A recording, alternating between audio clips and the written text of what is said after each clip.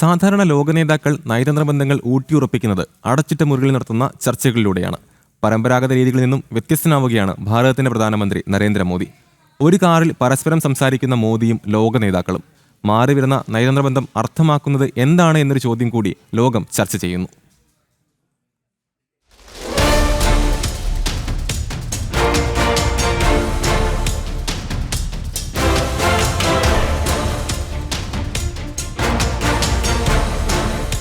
അന്താരാഷ്ട്ര നയതന്ത്രം എന്നത് സാധാരണ സംഭവിക്കുന്നതാണ്. എന്നാൽ അടച്ചിട്ട മുറികളിലെ സീരിയസ് ചർച്ചകൾക്ക് വിട.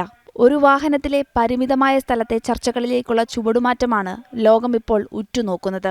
ഇതിലൂടെ നേതാക്കൾക്കിടയിലെ ബന്ധങ്ങളും പരസ്പര വിശ്വാസത്തിന്റെയും മാറ്റങ്ങൾക്ക് കൂടിയാണ് ലോകം സാക്ഷ്യം വഹിക്കുന്നത്.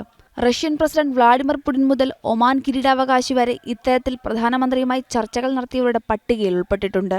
ത്രിരാഷ്ട്ര സന്ദർശനത്തിന്റെ ഭാഗമായി ജോർദാൻ, എത്യോപ്യ, ഒമാൻ എന്നീ രാജ്യങ്ങൾ പ്രധാനമന്ത്രി സന്ദർശനം നടത്തിയിരുന്നു. ആ സന്ദർശനങ്ങളിൽ മോദി നടത്തിയ കാർ യാത്രകൾ സമൂഹമാധ്യമങ്ങളിൽ ഉൾപ്പെടെ ചർച്ചയാണ്.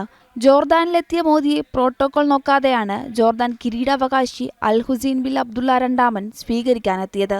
ജോർദാനിലെ ഏറ്റവും വലിയ മ്യൂസിയം കാണിക്കാനായി മോദിയെ കൂട്ടിക്കൊണ്ടുപോയത് അദ്ദേഹത്തിന്റെ ഏറ്റവും പുതിയ BMW കാറിലായിരുന്നു.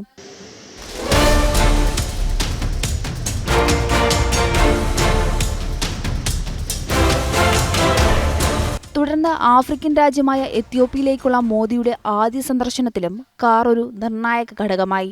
മോദിയെ സ്വീകരിക്കാനായി പ്രധാനമന്ത്രി അബിയ് അഹമ്മദ് അലി നേരിട്ടെത്തി, അതും സ്വന്തമായി ഡ്രൈവ് ചെയ്ത്.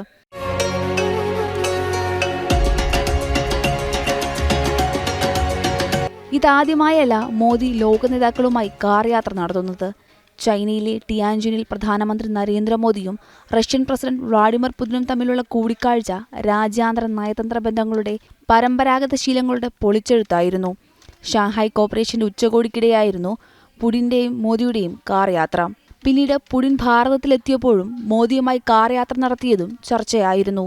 2014 പ്രധാനമന്ത്രി മോദിയുടെ യുവ സന്ദർശന വേളയിൽ മാർട്ടിൻ ലൂതർ കിങ് ജൂനിയറിന്റെ സ്മാരകം സന്ദർശിക്കാനായി അന്നത്തെ US പ്രസിഡന്റ് ഒബാമയുമായി മോദി കാറിൽ സഞ്ചരിച്ചിരുന്നു. അന്ന് 10 മിനിറ്റിലേറെയാണ് ഇരുവരും കാറിൽ യാത്ര ചെയ്തത്. അന്തരിച്ച ജാപ്പനീസ് പ്രധാനമന്ത്രി ഷിൻസോ ആബെയും മോദിയും തമ്മിലുള്ള സൗഹൃദവും എക്കാലവും പ്രശസ്തമാണ്. 2017 അഹമ്മദാബാദിൽ മാരുതി സുസുക്കി ജിപ്സിയിൽ ഇരുവരും നടത്തിയ റോഡ് ഷോ ഇന്നലെ എന്നതുപോലെ ഓരോരുത്തരുടെയും മനസ്സിലുണ്ട്. 8 കിലോമീറ്റർ മോദിക്കൊപ്പം മോദിയുടെ ആദർശത്തെയും സ്വീകാര്യതയും ആബെ അനുഭവിച്ചറിഞ്ഞു.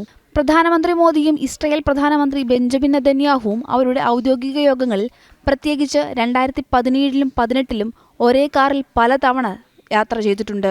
കാർപൂൾ നയതന്ത്രം ട്രെൻഡ്മാർക്കാകുകയാണ് പ്രധാന സേവകൻ. ലോക നേതാക്കൾക്കിടയിലെ നയതന്ത്ര ഇഴയെടുപ്പവും വ്യക്തിബന്ധങ്ങളിലെ ദൃഢതയും ഊട്ടിയുറപ്പിക്കുകയാണ് നരേന്ദ്രമോദി.